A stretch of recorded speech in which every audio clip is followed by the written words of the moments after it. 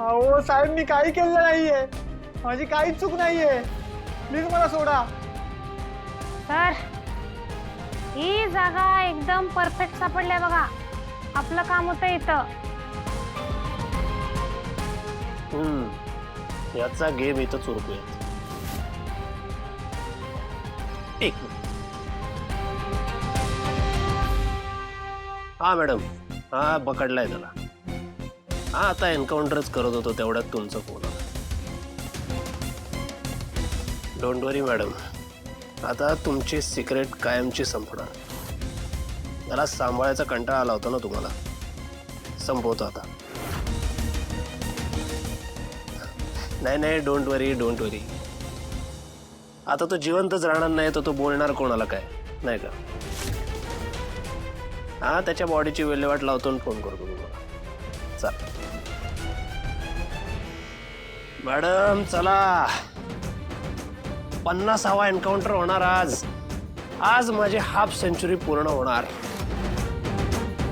काय sir, sir तुमची half century केव्हा बी पूर्ण होईल.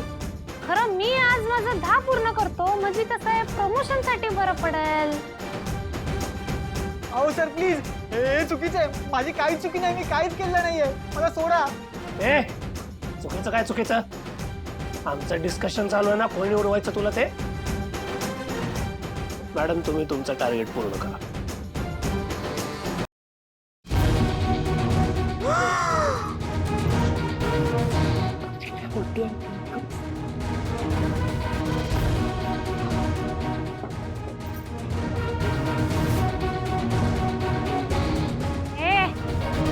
आता गप, सगळं काय आहे ते खरं खरं सांग, नाहीतर उडवतोच तुला.